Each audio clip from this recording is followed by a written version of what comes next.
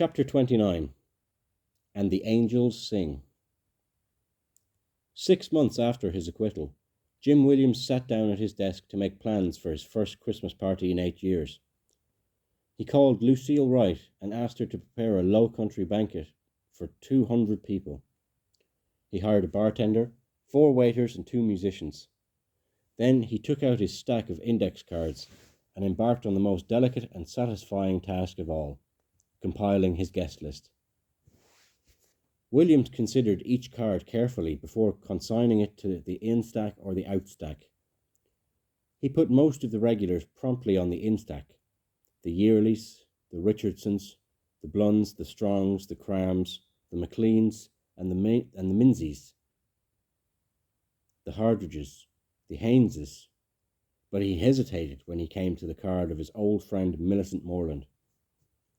Though she had been steadfast in her belief that Williams was innocent, she had made the grievous mistake of not attending his last party on the grounds that it had come too soon after Danny Hansford's death.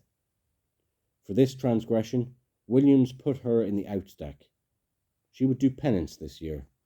She would be chastened, and then she would be restored to grace next Christmas, assuming she did nothing to displease Williams before then. As for Lee and Emma Adler, Williams simply dropped their card into the wastebasket. Williams had no need to curry favour with the Adlers anymore. Lee had been up to his old tricks anyway. He had just returned from the White House, where he had received a National Medal of Arts award, and had posed for photographs with President and Mrs. Bush. This only made him more hateful to Williams and to most people who would be attending the party. On top of that, Adler had become embroiled in a bitter fight locally over his plan to build a new Victorian-style housing for blacks in downtown Savannah. Adler's scheme called for row upon row of identical houses covered with vinyl siding and jammed together with no lawns or green spaces in between. The historic Savannah Foundation had risen up in angry opposition, decrying the substandard quality of Adler's proposed dwellings. Adler had been forced to redesign his project, putting in green spaces and replacing vinyl siding with wood. Jim Williams knew that the guests at his Christmas party would be eager to exchange views about Lee Adler's latest activities, without fear of being overheard by either him or Emma. No problem, they would not be there. Williams also dropped Serena Dawes' card into the wastebasket, but sadly, and for a different reason. Some months earlier, Serena had decided that the 1930s and 1940s, the days of her glamorous full-page ads in Life magazine, had been the high point of her life, and that it would be downhill from here on. She announced that she would die on her birthday, and she thereupon refused to leave the house or receive visitors or eat. After several weeks she was taken to the hospital, where one night she summoned her doctor and nurses and thanked them gracefully for looking after her. By morning she was dead. She had not died of starvation or committed suicide by any conventional means. She had simply willed herself to die, and being a strong-willed woman, she had succeeded. She had missed dying on her birthday by 2 days. Serena's death was not related in any way to the end of her affairs with Luther Driggers, but Williams paused when he came to Driggers' card anyway. Luther Driggers had been the focus of much attention in recent months. He had been struck by lightning. It had happened at the height of one of Savannah's typical summer afternoon thunderstorms. Driggers had been lying in bed with his new girlfriend, Barbara, when a wiry tongue of fire licked out from the charcoal grey sky and enveloped his house. Barbara's hair suddenly stood on end. The first thought that ran through Driggers' head was that he had never had that kind of effect on a woman before. But then he smelled ozone in the air and knew that it meant that they were surrounded by a huge electrical charge. "Get down!" he yelled. Then it struck. Luther was thrown to the floor, and Barbara was knocked unconscious for several minutes. Later, when the power was restored, they discovered that the lightning had melted the innards of the television set. At first, Driggers did not connect the lightning with his subsequent episodes of dizziness and his increasing tendency to fall downstairs and lose his balance in the shower. He had been drunk most of his life, and those things seemed attributable to liquor. But when he stopped drinking, the dizziness continued. Doctors found and removed from his brain a semi-fluid mass the size of a golf ball and the consistency of motor oil. In the months that followed, Barbara's stomach had begun to swell, and that did seem to be a direct consequence of the events of that tempestuous afternoon. They had decided that if the baby was to be a boy, it would be named Thor, after the Norse god of thunder.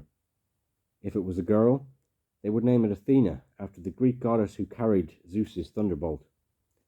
But Barbara was not pregnant at all. The lightning had damaged her internal organs, much as it had done to the television set, and within the months she became sick and died. Driggers, though otherwise healthy, once again took to walking out of Clary's drugstore without eating his breakfast. The old fears about his demons resurfaced, and once again people spoke darkly about the possibility that he might dump his bottle of poison into Savannah's water supply. "Anyone who believes that is a fool," Driggers told me one morning at Clary's. "Because you wouldn't dream of doing it, would you?" I said. "Oh, I might very well do it," he said, "if I could. Unfortunately, it's not possible. You remember what I told you the first day I met you? That Savannah's water came out of a limestone aquifer, and that was the reason why your toilet bowl was encrusted with crystallized scum. Well, for the same reason that Savannah's water comes from an aquifer deep in the earth, I couldn't poison it if I wanted to. I couldn't get to it. Now, if there was an above-ground reservoir, I could dump poison in it very easily, but there isn't." "I'm relieved to hear that," I said. "Don't be too relieved," Driggers replied. "With all the industrial pumping going on, salt water has already begun to seep into the aquifer, and soon it will be unusable. Then we'll have to drink the filthy water from the Savannah River, and my poison couldn't make that water any worse than it already is." Jim Williams held Driggers' card between his thumb and forefinger, imperiously weighing the pros and cons. Luther Driggers was a friend of long standing, but Williams recalled how Driggers had ridiculed him for not being clever enough to dispose of Danny Hansford's body before the police had come, implying that Williams had been guilty of murder and therefore should have removed the evidence. Driggers' card went into the outstack. Williams hesitated again when it came to the card of Joe Odom. Joe had made it into Williams's guest list upon his marriage to his third wife, Mary Adams, whose father happened to be the chairman of the bank of C&S Board of... Joe had first made it onto Williams's guest list upon his marriage to his third wife, Mary Adams, whose father happened to be chairman of the board of the C&S Bank. That marriage had catapulted Joe into Savannah's highest social circles. By the time of his divorce, he had become such a popular figure in his own right that Williams continued to invite him to his parties, despite his increasing financial embarrassments. Lately, however, Joe Odom's fortunes had taken a precipitous plunge. In July, the landlord of Sweet Georgia Brown's had padlocked the bar, evicted Joe for non-payment of rent, and sued for arrears. Joe filed for bankruptcy. Mandy, who had lost more than $5,000 in the collapse of the bank, took her losses in stride until she happened to overhear Joe referring to another woman as my fourth wife in waiting. With that, she stomped out of the Hamilton Turner house, swearing revenge. Her vengeance took a particularly devastating form, as Joe learned when he looked at his newspaper one morning and saw the headline, "Attorney Joe Odom indicted for forgery." According to the article, Joe had been charged with 7 counts of faking the signature of Mandy Nichols, his partner in the now defunct jazz bar, Sweet Georgia Brown's. The 7 checks totaled $1,193.42. Forgery was a felony offence punishable by up to 10 years in jail. Joe knew at once what Mandy had done. She had sifted through the cancelled checks from Sweet Georgia Brown's checking account, the account they had put in Mandy's name because Joe's name had been anathema to every bank in Savannah, and she had picked out 7 cheques that Joe had signed in her absence. Joe stood in his front hall, newspaper in hand, absorbing the enormity of the crisis before him. It dawned on him that the sheriff would soon be arriving with a warrant for his arrest, so he put on a shirt and a pair of pants, climbed out the rear window, jumped out of his van and headed south on the I-95. He had no intention of spending the weekend with sheriffs, bail bondsmen and lawyers. Not this weekend anyway. The Georgia-Florida football game was on Saturday, and Joe would definitely be there. Nothing took precedence over the Georgia-Florida football game, ever. Not even a felony indictment. "The sheriff can wait," Joe said when he called friends from Jacksonville to inform them of his whereabouts. "I'll be back on Monday." Upon his return, Joe appeared in federal court and told the judge that the 7 cheques were not really forgeries, but rather an unorthodox way of doing business. He pointed out that 1 cheque had been made out to the linen service, another to the phone company, and another to the plumber, all to pay legitimate expenses for his and Mandy's business. He produced deposit slips, showing that he had put more money into the account than he had taken out with the 7 cheques. He concluded by saying that if he had really intended to commit forgery, he would have taken more than $1,193.42. But forgery was forgery, regardless of the amount. Furthermore, Joe could not quite explain why the 2 largest cheques had been made out to cash. In the end, he had no choice but to plead guilty. The judge sentenced him to 2 years probation, stipulating that as a first offender he could wipe his record clean if he made restitution within a year. If he did not, he would go to prison for the remainder of his term. Jim Williams put Joe's card squarely on the in stack. Yes, indeed, Joe Odom would be the man on the spot for a change, the man on the receiving end of the opprobrious glances. Joe would take it all very much in stride. Williams admired that about him, his resilience. Despite his mounting problems, Joe was gregarious, table-hopping, good-natured, man about town. In fact, it was Joe Odom's smiling face that first caught my eye when I arrived at the party. "Well, looks as if you'll have a happy ending for your book," he said. "I mean, just look around you. Jim Williams isn't a convicted murderer anymore, and I won't be a convicted forger just as soon as I pay Mandy.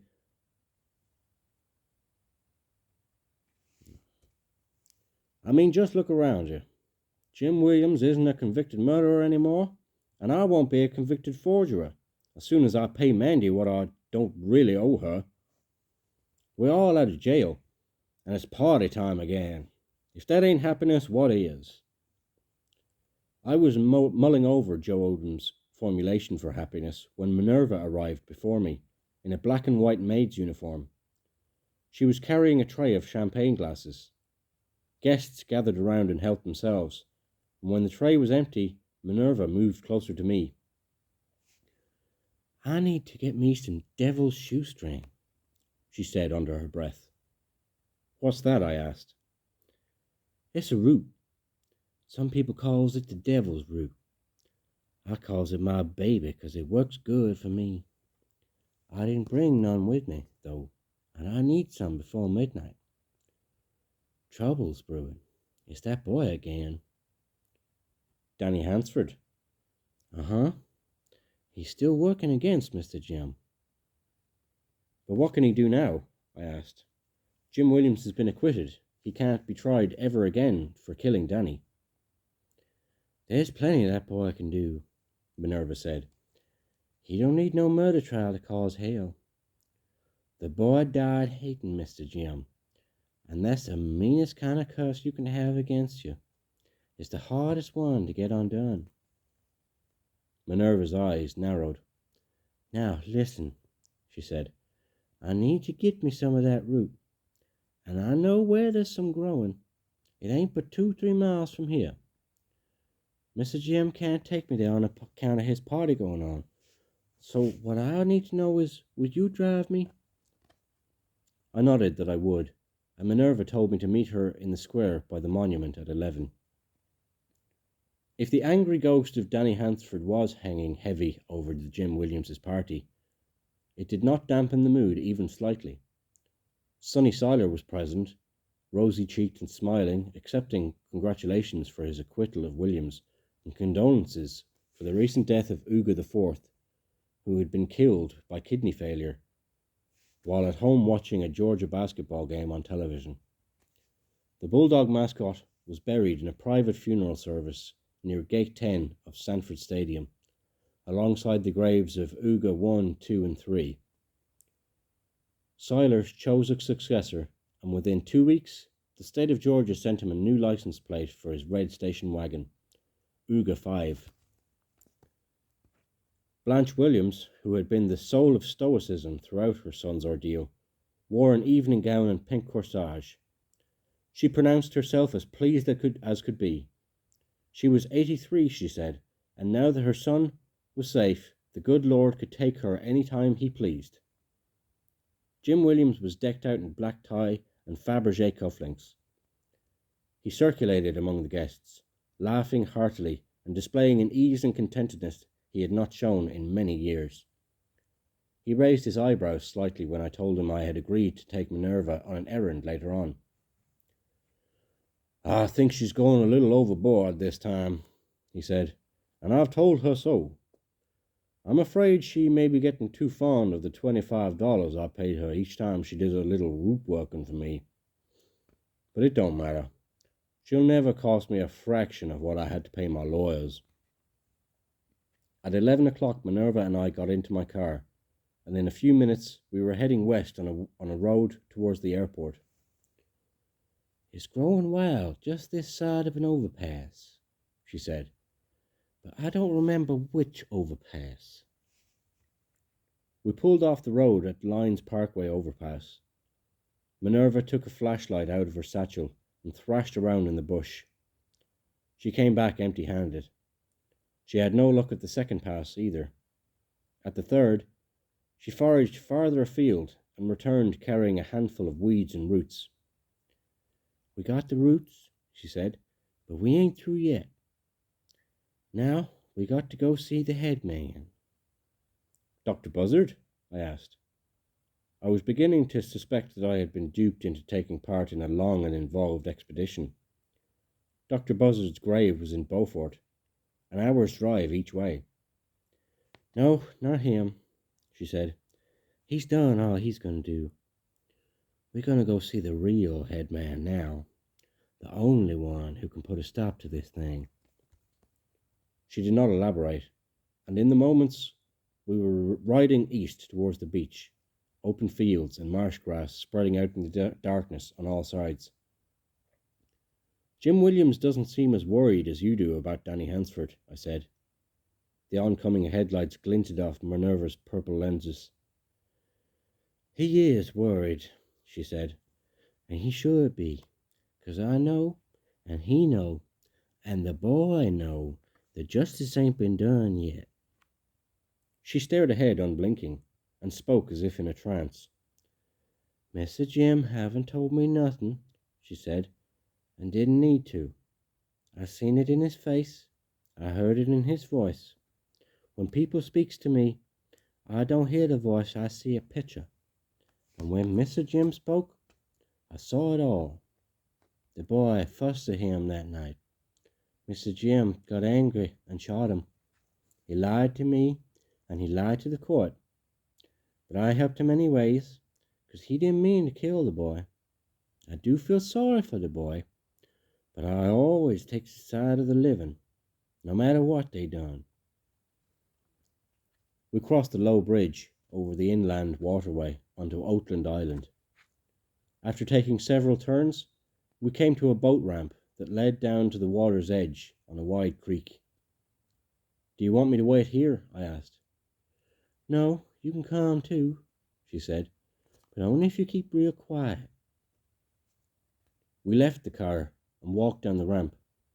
The air was still except for the sound of a small motorboat somewhere out in the middle of the creek. Minerva looked down into the darkness and waited. It was the night of a new moon, she said, which was why it was so dark. She said new moon nights were the best nights to do her kind of work. "Before I left my house tonight," she said, "I fed the witches. That's what you gotta do when you're having trouble with evil spirits. You got to feed the witches before you can do anything else." "How do you do that?" I said. "What do witches eat?" "Witches love pork meat," she said. "They love rice and potatoes. They love black-eyed peas and cornbread, lima beans too, and collard greens and cabbage, all cooked in pork fat. Witches is old folks, most of 'em. They don't care none for low cal. You pile that food on a paper plate, stick a fork in it, and set it by the side of a tree, and that feeds the witches." The motorboat's engine clicked off. An oar splashed in the water. "That you, Jasper?" Minerva called. "Uh-huh," a low voice answered. A shadowy form was taking shape 20 yards offshore. It was an old black man in a slouch hat. He was paddling a small wooden boat. Minerva nudged me. "He ain't the head man," she whispered. "He's just going to take us to him."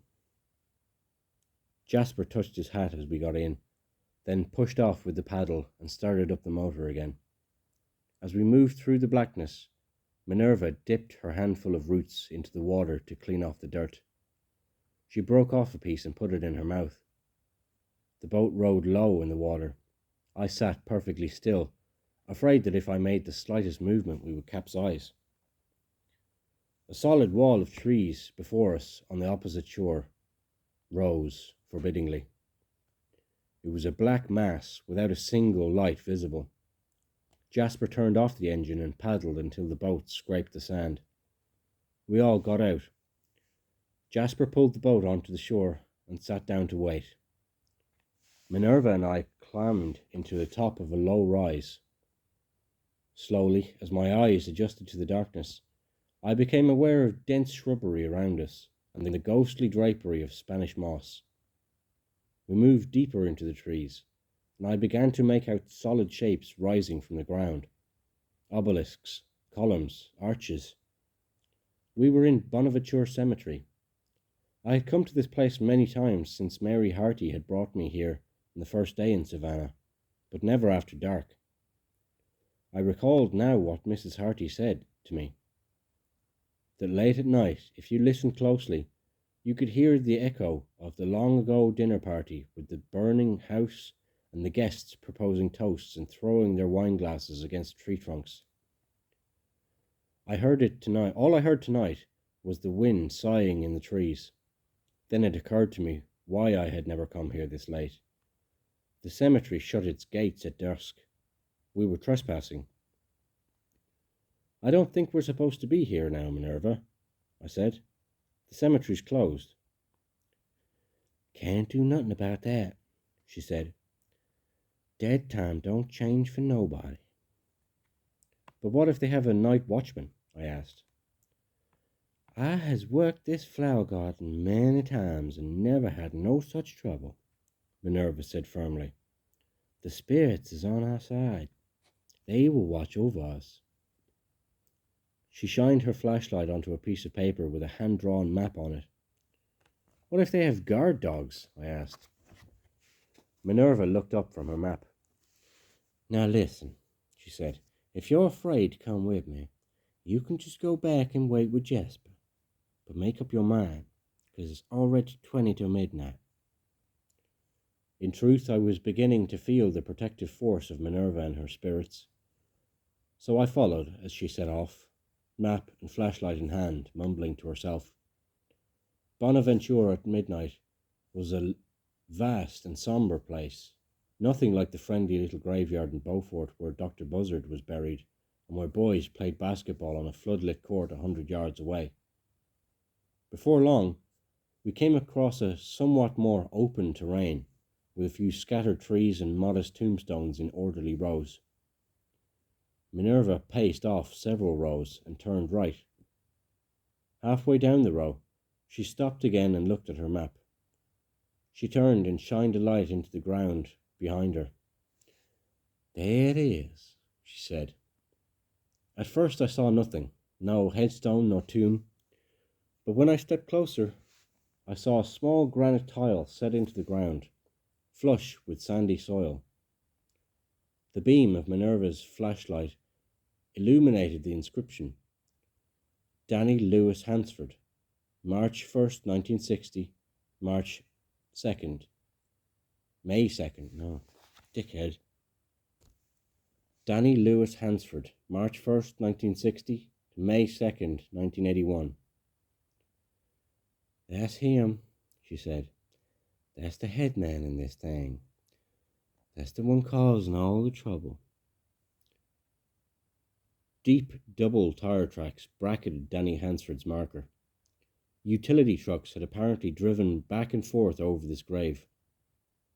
There was even a spot of crankcase oil on the gravestone. It made a silent mockery of Danny's boast that he would get a big tombstone if he died in Mercer House. Minerva knelt in front of the marker and gently wiped away the loose sand. "Pitiful, ain't it?" she said. "Now I know why he haven't let go. He ain't happy here. He got a nice oak tree and a dogwood overhead, but he ain't happy." She dug a small hole next to the grave and slipped a piece of root into it. Then she reached into her shopping bag and took out a half-pint bottle of wild turkey. She poured a few drops into the hole, then put the bottle to her lips and drank the rest. "You can drink all you want to when you're at the grave of a person who loved to drink," she said. "You'll never get drunk, 'cause the dead will take the fumes away from you. By the time you top off the bottle, they done beat you to it. You can drink for hours. Mr. Jim told me the boy loved wild turkey, so I give him a little drink to get him in a better mood. Me, I like to dip snuff. When I die, you can carry me my favorite snuff, peach or honeybee. Put it under your lower lip when you sit by my grave." Minerva seemed to be in a better mood herself. She dumped the contents of her shopping bag on the ground, then motioned for me to step back to give her room. She then began to speak in that faraway voice. "Where they got you now, boy? Has they got you in heaven? 'Cause if you ain't in heaven yet, you're gonna want to get there, don't you? 'Cause face it, boy, you're gonna be dead a long time. So now listen, the only way you're gonna move up is if you quit playing with Mr. Jim." Minerva leaned to within a few inches of the gravestone, as if whispering into Danny's ear. "I can help you, boy. I got connections. I has influence. I knows the dead. I will call on them and tell them to lift you up. Who else is going to do that for you? Nobody. You hear me, boy?" She cocked an ear to the grave. "I think I'm hearing something," she said, "but I ain't sure what it is." Minerva's hopeful expression slowly turned into a scowl. "Sounds like laughing. Damn it, it is laughing. He's just laughing up a storm at me. That's what he's doing." Minerva gathered her paraphernalia and stuffed it angrily into her bag. "Damn it, boy, you ain't any better than my old man. I swear you won't get no help from me." She rose to her feet and headed down the rows of tombstones, lurching and muttering. "You think you had a hard life, boy?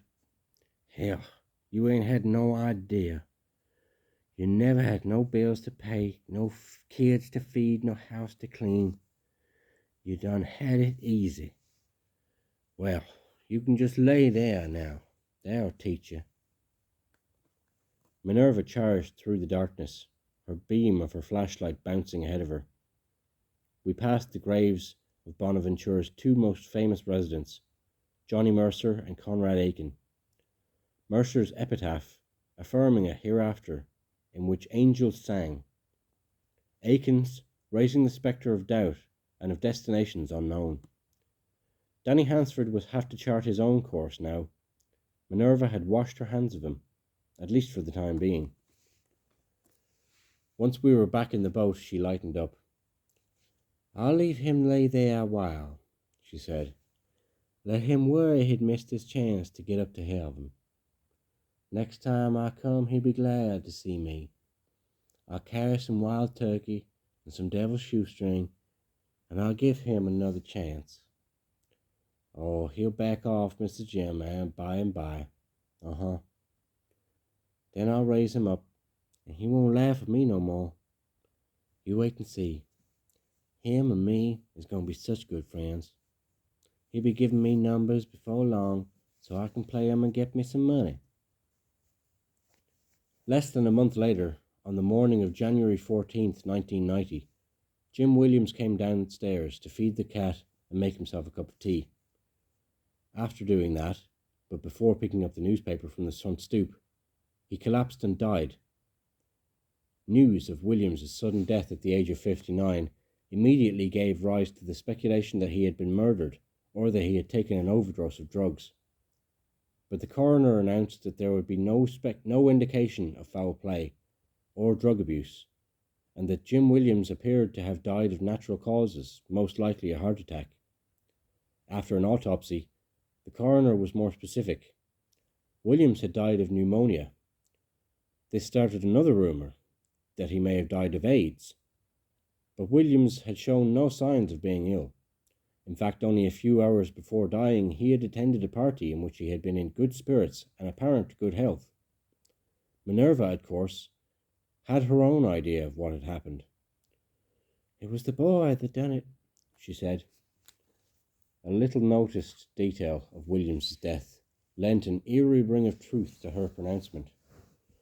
Williams had died in his study, in the same room where he had shot Danny Hansford. He had been found lying on the carpet behind the desk, in the very spot where he would have fallen 8 years earlier if Danny Hansford had actually fired a gun and the shots had found their mark.